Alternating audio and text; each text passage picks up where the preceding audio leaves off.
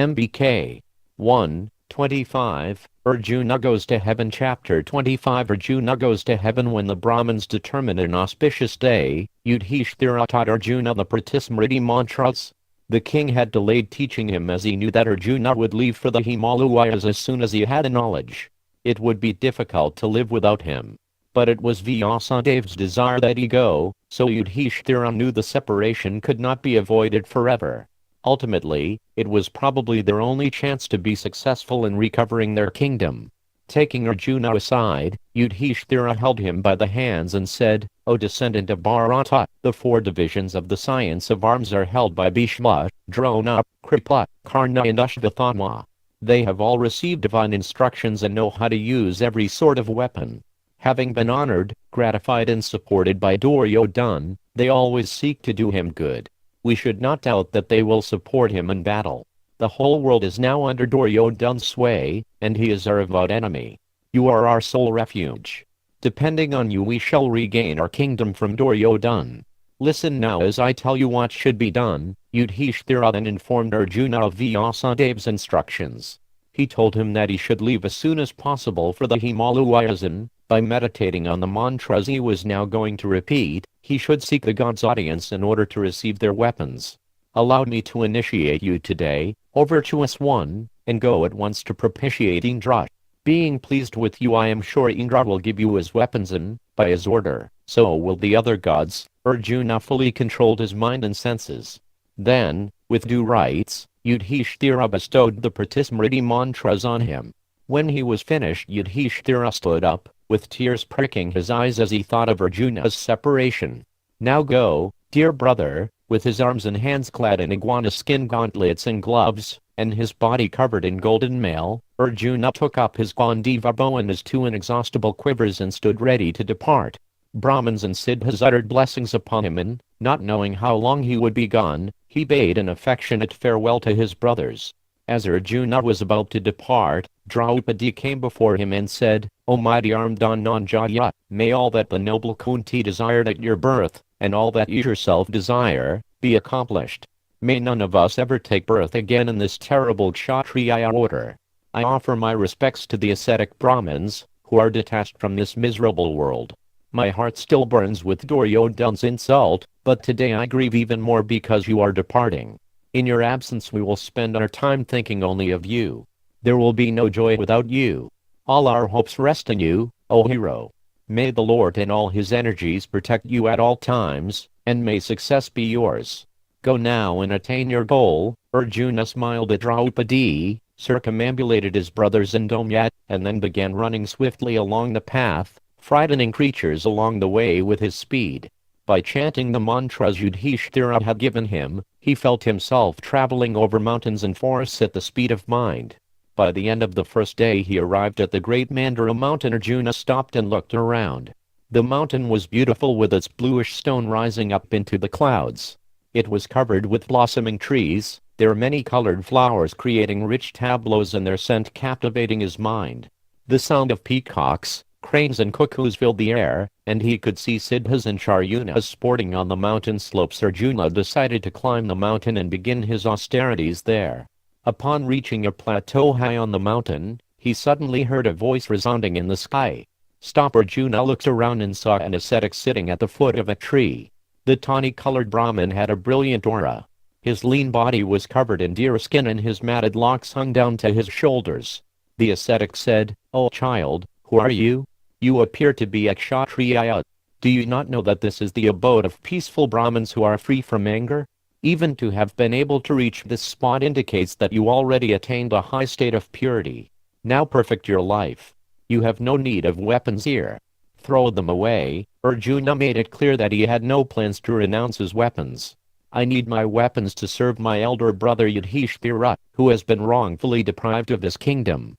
O Brahmin, I will not cast them aside." Seeing Arjuna's dedication to duty, the ascetic replied, "O slayer of foes, I am pleased with you.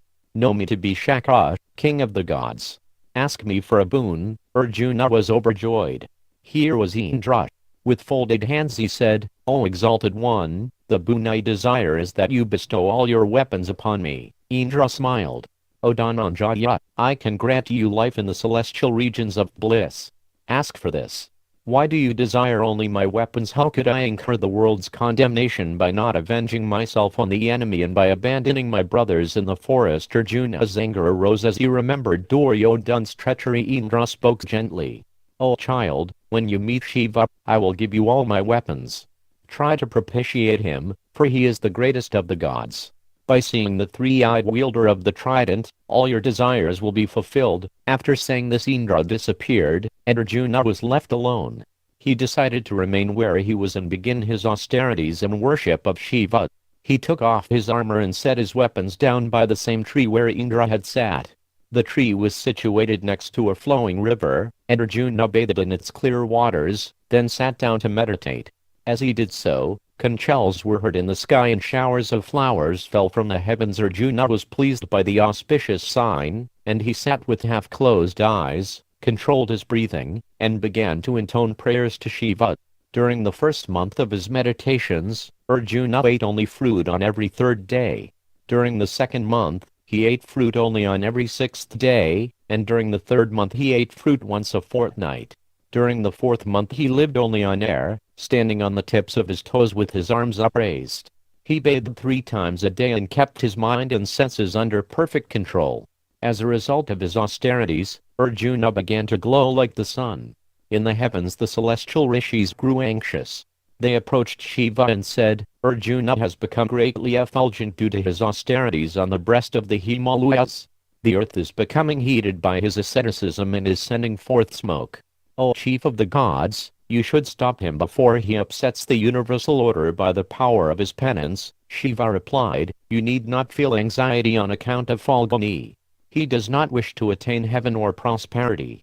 I know his purpose and will satisfy him today. The rishis bowed before Shiva and returned to their own abodes. Shiva then assumed the form of a tall, powerful, golden-hued hunter, and descended to the place where Arjuna was meditating. Uma, his consort, accompanied him in a similar costume, and many of his goblin followers, who assumed various forms and wore bright garments, followed them.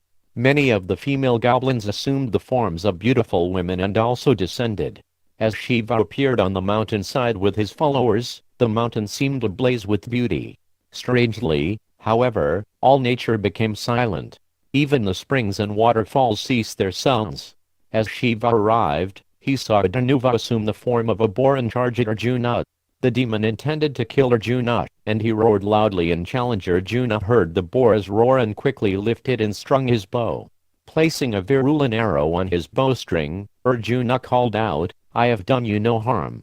As you seek to kill me, I shall certainly send you to Yamaraja's abode. At the same moment Shiva also trained his arrow on the boar and shouted to Arjuna, Stop! This dark-colored boar is mine. I saw him first and have already aimed my arrow at him. Arjuna ignored Shiva's claim and released his arrow, which sped toward the massive boar. Shiva simultaneously released his arrow and the 2 shafts both struck the Dhanuva at the same time. There was a sound like thunder as the arrows hit the demonic boar's rock-like body. Assuming his natural form, the demon gave up his life with a terrible cry. Arjuna looked around at the hunter. His body shone like a golden mountain. He was surrounded by hundreds of women. Arjuna glared at him. Who are you, dressed like a hunter and wandering in this solitary forest surrounded by your followers? Are you not afraid? Why have you pierced this boar which I targeted first? Do you not know that this is against all accepted practices in hunting? Indeed, you have insulted me, and so I will punish you by taking your life. The hunter replied with a smile, O hero, you need not be concerned about me. I always dwell in the forest. But what brings you here? You are obviously royalty, used to living in luxury. How is it that you have adopted an ascetic life? Arjuna held his bow tightly. Depending on the strength of my arms, I live in this forest. See how I killed this fearful Rakshasa who was intent on killing me. The hunter laughed derisively. It was I who killed this one, not you. I saw him first, and it was by my arrow that he was sent to death's abode. You are overly proud of your strength. Do not accuse others when you yourself are at fault. O wicked-minded wretch, you have wronged me and will therefore not escape with your life. Stand and receive my arrows. Try to defend yourself, if you can." Infuriated, Arjuna immediately struck the hunter with a cluster of swift arrows, but he simply smiled and received Arjuna's shafts without flinching. He called out, "O wretch! Send your fiercest arrows, those that are capable of piercing to the heart." Arjuna released another volley of shafts. Becoming angry, Shiva sent back hundreds of his own arrows. A great battle then ensued. Showers of snake-like arrows sped back and forth. As Arjuna countered the hunter's arrows, he was surprised to see that, although struck by countless shafts, his adversary was not affected. The Pandava increased the force of his attack, but the hunter stood unmoved. Seeing that he could not shake his foe, Arjuna called out in admiration, "Excellent! Well done!" Arjuna looked with wonder at the hunter. Clearly this was not an ordinary man. No one could withstand the force of thousands of arrows shot from the Gandhiva without being moved. Perhaps he was a celestial. Arjuna decided to use his mystical weapons. No matter who this was, even if he was a Gandharva or a Yaksha, unless he was actually Shiva himself, Arjuna intended to kill him. Arjuna then invoked weapons which fired thousands of arrows blazing like the sun. Shiva cheerfully received all his shafts as a mountain receives a downpour of rain. Then to Arjuna's amazement he found that his celestial quivers were suddenly exhausted. How was that possible? Who was this who swallowed up all his arrows? With what could he fight now? Arjuna raised his great bow like a club and rushed at the hunter. He struck him a number of heavy blows, but Shiva snatched away his bow and drew it into his body. It simply vanished. Arjuna then drew his sword and brought it down upon the hunter's head with all his strength, but it shattered to pieces. Arjuna was afraid, but he continued to fight. This time he lifted rocks and boulders and threw them at the hunter. He tore up trees and slung them at the hunter. Still he made no impression. Arjuna's mouth smoked with wrath. He rushed at his foe and pummeled him with his fists. Shiva struck him back and a hand-to-hand fight ensued. They struck one another and grappled furiously, each seizing the other and shoving him with full force. Sparks and smoke flew from their bodies. Finally, the hunter released Arjuna and he fell back, dazed, almost unconscious. Arjuna looked at the hunter in astonishment. He had failed to make the least impression on him. Surely this must be the exalted god Shiva. No one else could have fought with such power. Arjuna retreated to a distance and quickly fashioned an image of Shiva from the earth. He worshipped it with flowers, and as he did so, he saw flowers falling onto the hunter's head. Now he had no doubt.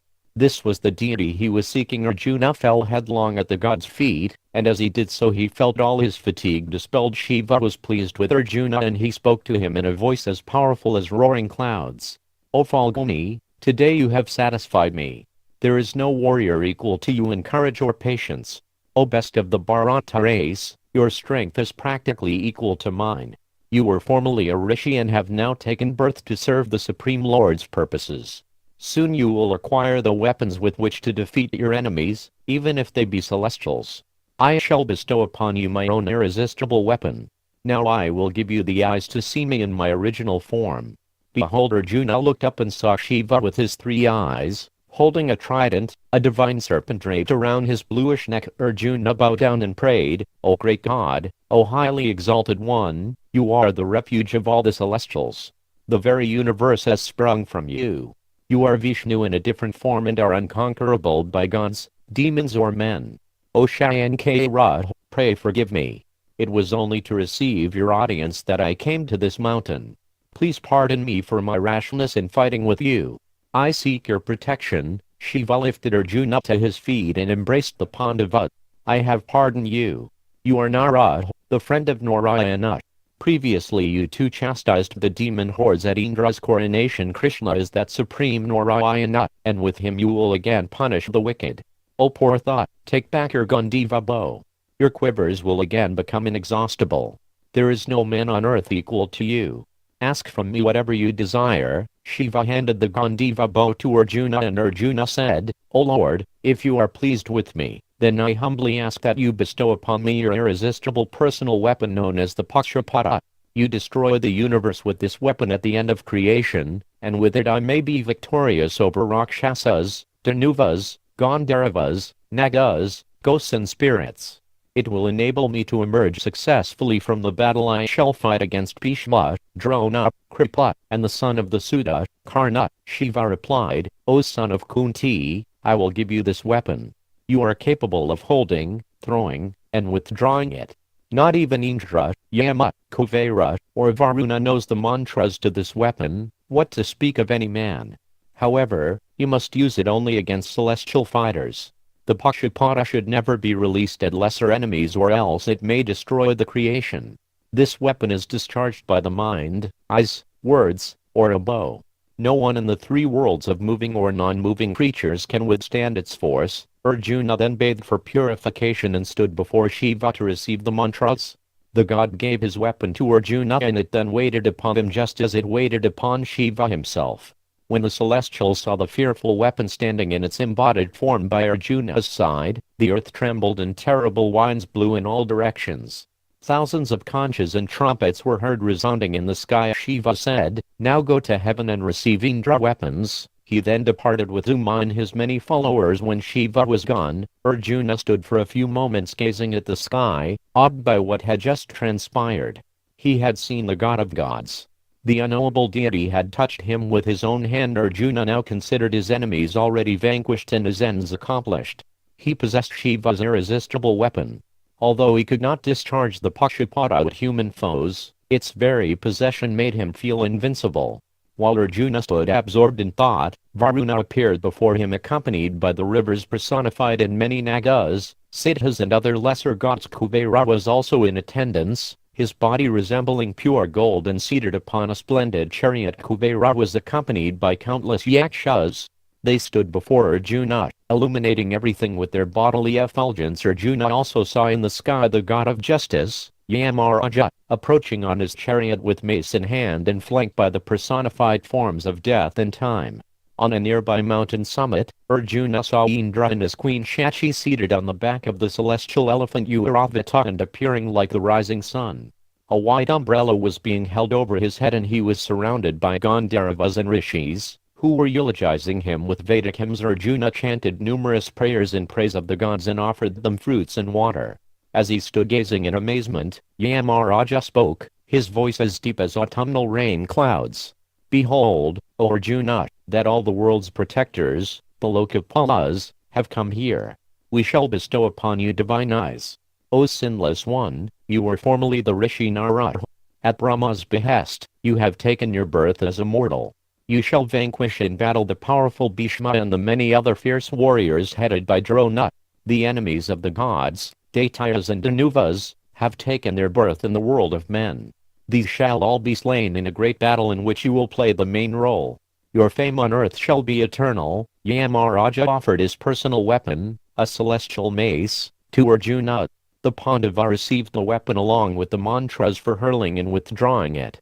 After that, Varuna gave Arjuna his inescapable Nagupashunuses. Arjuna also received Kuvera's weapon, the Antardhana, which could baffle and render unconscious even mighty Usuras.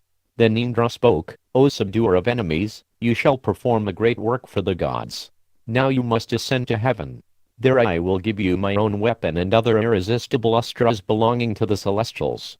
My chariot, driven by my servant Madali, will soon carry you there." The Lokapalas then vanished, leaving Arjuna alone. As he looked up, he saw what appeared to be a second sun gradually increasing in brilliance in the sky. The whole region vibrated as the radiance increased. Arjuna realized that this was Indra's chariot ascending to earth. The chariot was huge, and it was drawn by 10,000 celestial horses of greenish and golden hue. Madali, in golden armor, was holding the reins. As the chariot approached, Arjuna could see upon it innumerable swords and maces, as well as all kinds of missiles. Axes, darts, lances, and spears of every kind were placed all around the chariot. Celestial thunderbolts and brilliant lightning bolts glowed from its sides. Huge-bodied, fierce nagas with fiery mouths were seated on the chariot, along with great silver cannons furnished with wheels and capable of sending celestial missiles a vast distance. Arjuna saw Indra's dark blue flagstaff, the Vajayanta, standing in the middle of the chariot as straight as a bamboo and as tall as a great palm tree. Then the chariot halted and Madali stood before Arjuna. Bowing low, he said, "O fortunate one, I have been instructed to take you to Shakra. Your father, encircled by the celestials, rishis, Gandharvas and Apsaras, wishes to see you in heaven. Shiva has also ordered me." ascend this chariot and come to the heavenly regions." Arjuna again bathed for purification, then offered prayers to Mount Mandara. "O King of mountains, you are the refuge of pious sages seeking heaven. You have sheltered me and I have lived here happily. I offer you my thanks and bid you farewell." With that, Mudali led Arjuna to a flight of crystal steps leading up to the chariot. Mudali urged the steeds which drew the chariot with the speed of the mind high into the sky. As they entered the celestial regions, Arjuna saw thousands of wondrous chariots carrying shining beings of great beauty. He saw kings and warriors who had been slain in battle and had attained effulgent celestial forms. As they moved along the paths of the gods, Arjuna saw siddhas, charyunas, rishis, guhyakas and apsaras. The region glowed with a brilliance born of the ascetic merits of such beings. Amazed, Arjuna inquired into their identities. The charioteer replied, "These are pious persons, O son of Kunti, stationed in their respective spheres. You have seen their shining abodes from the earth, the stars in the firmament." The chariot passed through the gate of Indra's planet, where Arjuna saw Airavata, the great white elephant with 4 tusks. The elephant resembled Mount Kailasa with its 4 summits. Passing through divine regions meant for pious men who had performed great sacrifices and asceticism, they arrived at last in Amaravati, Indra's capital city. Arjuna gazed with wide open eyes at the astonishing city. Flowers from all the seasons bloomed simultaneously, and there were groves of sacred trees. Fragrant breezes moved among their golden leaves, creating cascades of brilliant light. Countless mansions and palaces stretched into the distance. Arjuna saw the famous Nandana gardens, in which the gods sported with apsaras. "Those who turn their backs in battle can never see this place," Mudali said, seeing Arjuna's amazement. "Neither can those who are wicked-minded, who have not performed sacrifice, who have not abstained from liquor and meat, who have not bathed in holy rivers nor given charity to Brahmins ever reach this abode." As they proceeded through the city, Arjuna beheld celestial cars traveling by the occupants' wills. Gandharvas and apsaras eulogized Arjuna as he passed.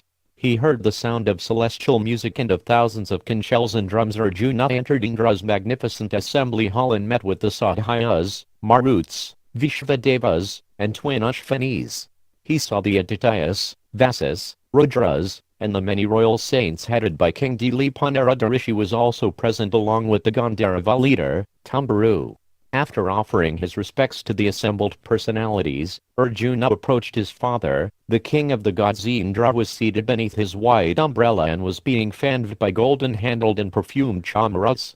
Many pure Brahmins praised him with hymns from the Rig and Yajur Vedas, and the Gandharvas and Charyunas played celestial instruments of all descriptions for his pleasure. Arjuna prostrated himself before Indra, who got down from his throne and embraced him. The thousand-eyed god took Arjuna by the hand and led him back up the flight of golden steps to his bejeweled throne. Indra then had his son sit next to him on the throne, where he shone like a second Indra. With his perfumed hand, Indra affectionately stroked Arjuna's head. Out of love, Indra gently patted and rubbed his arms, which were like gold columns. The deity gazed without satiation at his son's face. Seated together on the throne, Arjuna and Indra appeared like the sun and the moon together in a clear sky. Indra gave Arjuna the celestial sight to perceive Amaravati's divine beauty. The city was unimaginably opulent. The Pandava looked around at the numerous effulgent rishis who sat reciting sacred texts from the Vedas. Groups of Gandharvas headed by Tambaru sang hymns in voices which entirely captivated the mind. As they sang, apsaras performed exquisite dances full of gestures and sidelong glances. They shook their breasts and moved their broad hips. The celestials offered Arjuna the sacred arghya and washed his feet. At Indra's command, Arjuna was then escorted to Indra's palace. Arjuna took up residence there and Indra instructed him on how to use the celestial weapons, and especially the irresistible thunderbolt weapon, Vajra, and Indra's powerful lightning flashes. Although living amid splendor and opulence, Arjuna could not forget his brothers in the forest, and he longed to return to them. Whenever he thought of his brothers, he also remembered the circumstances that had brought him to the forest, and he remembered Shakuni, Dushasana, Duryodhana and Karna. Arjuna had no peace. As he was equipped with one powerful weapon after another, he thought only of the inevitable battle that would take place in the future. No one would be able to stand against him now. Those wicked-minded men would be punished, Draupadi would be avenged, and Yudhishthira's kingdom would be recovered. When Arjuna had become adept at using all the weapons, Indra told him, "You should go to your friend Chitrasena and learn singing and dancing from him. He can teach you such music that does not exist in the world of men and is known only to the celestials. This knowledge will prove useful to you in the future." Arjuna thus learned the Gandharva skills. The Pandava did not know why Indra had requested him to study such subjects, but he was sure the god could see by divine intelligence that such knowledge would surely be helpful in the future. Arjuna lived in Amaravati for 5 years, thinking always of his brothers. As the time for him to leave approached, Indra summoned Chitrasena and spoke with him in private. "O chief of the Gandharvas, I have seen Arjuna casting glances at Urvashi. Go to her and have her wait upon the Pandava with all her feminine graces and skills.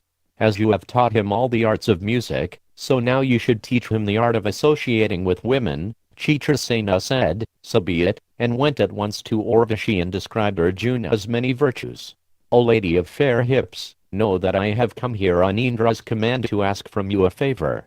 There is one now living in heaven who is renowned among men for his grace, behavior, beauty, vows and self-control. He is famous for his might and his prowess, and he is respected by the pious. He is also endowed with presence of mind, is a genius, and possesses great energy. That mighty hero is forgiving and without malice. He knows all the Vedas with their many branches, is devoted to his elders, is never boastful, sees even small things as if they were important, and is always the shelter of his dependents. His name is Arjuna, and his father Indra brought him to heaven. O blessed lady, Arjuna seems inclined toward you. Please go to him and allow him to obtain you." Urvashi cheerfully replied, "Having heard of Arjuna's virtues, how could I fail to be attracted? Indeed, thinking of that hero I am already stricken by the god of love. O Chitrasena, go now wherever you like and I shall go to him." Having succeeded in his mission, the Gandharva left Urvashi, then prepared to meet Arjuna. She bathed and smeared her body with perfumed unguents. Dressing with layers of diaphanous silks, she adorned herself with jewels and gold ornaments, as well as fragrant garlands of brightly colored flowers. She was absorbed in thoughts of Arjuna and her heart was pierced with Cupid's arrows. Inflamed by desire, she imagined herself lying with Arjuna on a soft, wide bed laid over with silk sheets. Setting out at a time when the moon began to rise, the thin-waisted Urvashi went toward Arjuna's abode. As she walked, her long black braids, which she had decorated with bunches of flowers, swung around her beautiful white face. Her two finely tapering breasts, adorned with a string of diamonds and pearls and smeared with fragrant sandalwood paste, trembled as she walked gracefully through the gardens. Her high, round hips, covered with thin cloth and decked with golden chains, moved from side to side. The rows of golden bells around her ankles tinkled gently. She defied the splendor of the full moon and was quite capable of breaking the vows of great ascetics. Exhilarated by the little liquor she had drunk and full of desire, she cast glances from side to side and seemed even more alluring. Seeing her pass, the Siddhas and Charyunas considered her the finest sight in heaven. She soon arrived at Arjuna's door and sent word to him through the doorkeeper. Arjuna immediately invited her into his house. He was anxious that the goddess had come to see him at night. Seeing her incomparable beauty, he closed his eyes out of modesty. Arjuna worshipped her as if she were his superior and said, "O foremost of Apsaras, I bow down to you. What is your command? I am your servant." Hearing his words, Urvashi was overjoyed. Her voice rang out like tinkling bells. "O best of men, I will tell you what brings me here. When you first came to heaven, a large assembly was convened during which we celebrated your arrival. All the gods and celestials were present, and you were seated by Shakra's side. You saw me then, dancing in the midst of the chief Apsaras. Your gaze rested upon me for some moments and Indra noticed your attentions. Thus he has sent me here through Chitrasena. I have come to wait upon you, O hero. My heart is stolen by your virtues and I am under the control of Kamadeva. This is my wish, let me possess you tonight." Arjuna at once covered his ears in shame. "O blessed lady, O most charming one, it is not proper for me to hear you speak such words. You are the wife of my superior. As the illustrious Kunti or the beautiful Shechi, Indra's consort, is to me, so too are you, O goddess. Do not doubt what I say. O lady of sweet smiles, I did indeed gaze upon you, but not out of desire. There was quite another reason. Arjuna had heard of Urvashi while at home on the earth. Thousands of years previously she had become Pururava's wife, who was one of Arjuna's ancestors. It was her son who had been the forefather of Arjuna's dynasty. Arjuna told Urvashi that he thus felt quite unable to make her his lover. O blessed one, when I gazed at you I was simply amazed to see the mother of my dynasty. You should not entertain any other feeling for me than that of your son. Urvashi smiled. O son of Indra, we of the heavenly realms are not fettered by human morality. You need not see me as a superior.